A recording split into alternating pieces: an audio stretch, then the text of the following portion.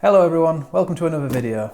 This one is going to be me unboxing a brand new piece of kit, which is the 14 to 30mm wide angle f4 lens for the Nikon Z system.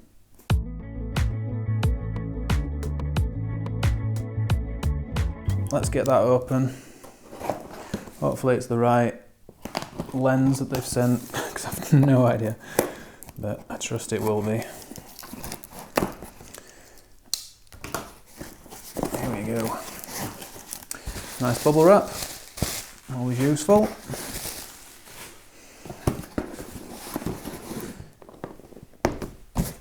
And there we go. Nice shiny box.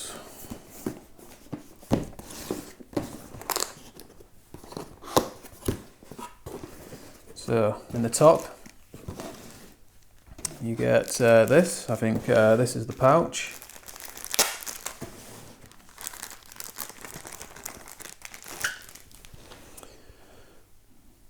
So it's similar to the 24 to 70mm lens. They give you this pouch thing, which I think also doubles up as a kind of a cleaning cloth. So that's pretty cool. Instruction manual. Something to read later, I think.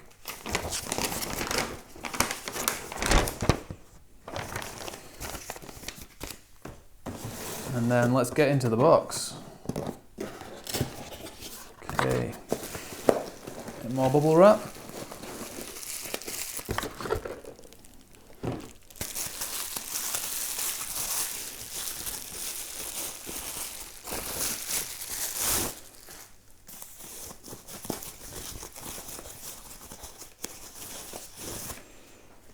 There we go. Look at that. So it works a bit like the 24 to 70mm lens in that it extends when you twist it, but that is a benefit in a lot of ways because it allows the lens to be really compact and small. It is quite light. Nikon do a 2.8, either 14 to 24 or 12 to 24, I forget, but it's 2.8. And by all accounts it's massive. I've not seen it and it costs an absolute fortune, obviously. But from what I read, a lot of people actually prefer this lens, even though it's just an f4. But for landscape, it doesn't really matter too much. You're not going to be needing to go much lower than f4. And therefore you get the benefits of it being a smaller lens and lighter. And I believe one of the plus points of this lens as well that I've read is that it takes regular screw-on filters. So quite often with full frame wide angle lenses, there's not enough room to screw on a filter because of the shape of the glass at the front. But this lens allows you to do that. So yeah, another plus point for wide angle lens fans. So yeah, that's fantastic. Feels great. Just like the 24 to 70mm lens. I've been really loving the 24 to 70mm f4 lens, but there's just been one or two occasions where I've just not had that wide enough angle, particularly when I want to get some kind of foreground interest in my shots. So I think this is going to be a really good addition to my kit. See what else we get in the box, if anything. Mainly card. We've got a little side box here, so yeah, of course, lens hood. So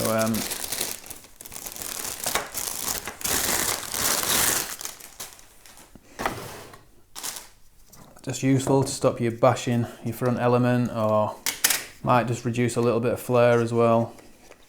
I always use the lens hoods. So great stuff. And I think that's it. So this video is not a review as such, but I am going to go out now and, well, not now, but because it's around about 8 o'clock in the evening, but I'm going to go out at a different point and cut to it in a moment, and I'm going to test it out. So let's see how it performs. Okay, so I've come out to a local country park which has a stately home, and I'm going to be testing out the wide angle lens. And the first port of call is this tree here. So with my 24 to 70mm, there's no way I'd be able to get this tree in, but with the wide angle, I can get it in really easily. And there's some cool clouds in the sky as well, which are kind of like creating these like leading lines down towards the tree.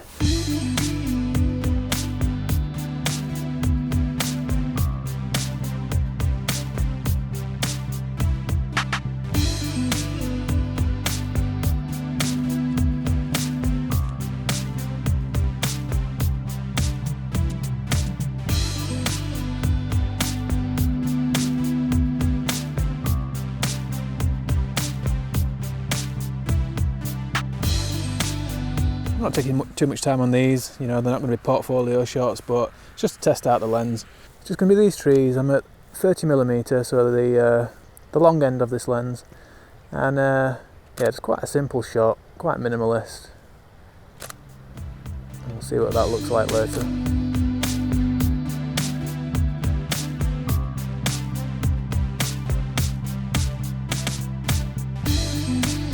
So I should just mention as well, I've got a polarizing filter on here as well. It's a great big 82mm monster, which I got from Amazon. It's really cheap, but I've used them before and they're okay. And because it's been raining recently, the leaves are just a little bit shiny, so the polarizer will help take the shine off those leaves.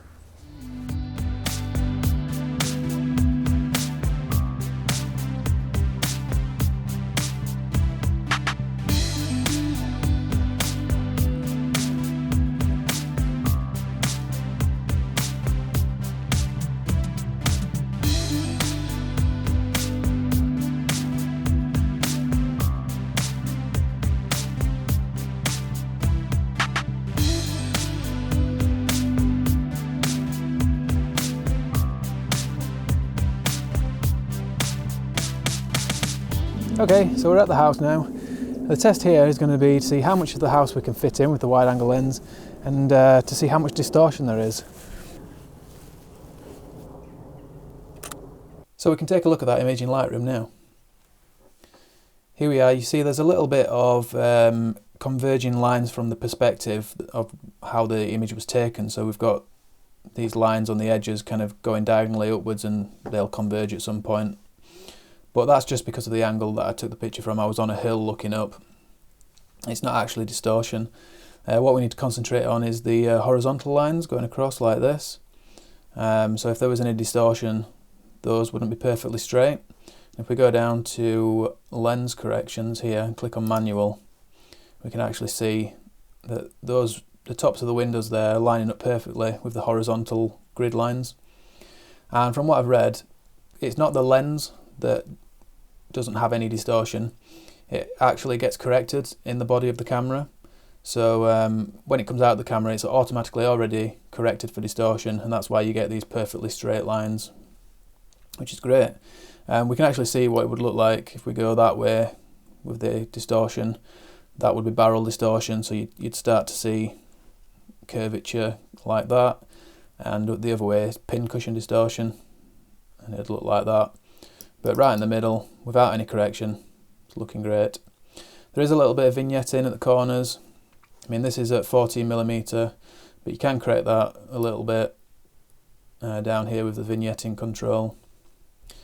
So fairly manageable, and to be honest, a lot of the time I put a vignette on my image anyway, so I don't really mind that too much.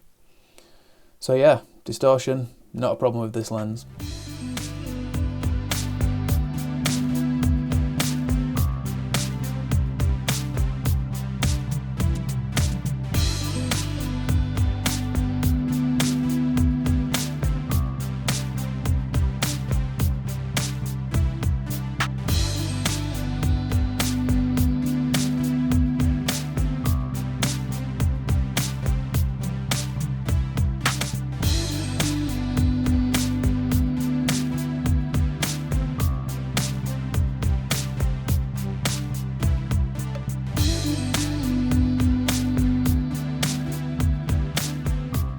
So we're getting a bit of sunset coming through now. I'm just taking a picture of this tree as a focal point, and we've got that amazing sky in the background.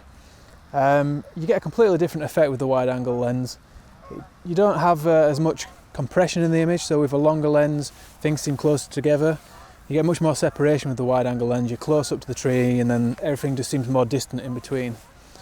So it's not necessarily the lens I would always choose for this shot, but as I'm testing it out, see what it looks like.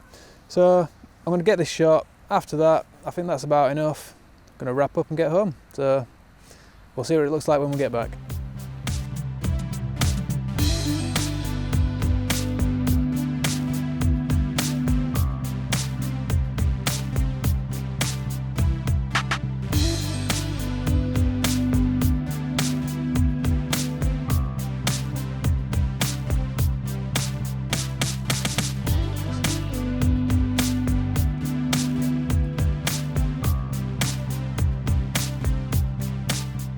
So there you go, the Nikkor 14-30mm f4 S lens for the Z mount system. I've only been using this lens for a few days now, but I can honestly say if you're looking for a wide angle lens and you've got one of the Z cameras, this is a really good lens. I mean, for a start, it's tiny. For a full frame wide angle lens, that's about as small as it gets, and it doesn't weigh very much. So it couples really well with the mirrorless bodies. It's sharp, even down to the corners. I mean, there's a little bit of softness when you get to the 14mm end, but that's kind of normal for a wide angle lens. There's very little distortion when it comes out of the camera with the correction. The autofocus works perfectly, as you would expect. A little bit of vignetting, but it's manageable. So yeah, it's just a great lens. For landscape stuff, perfect. It's got a minimum of aperture of f4, but for landscape stuff that's not going to be a massive problem. You can compensate with ISO and shutter speed.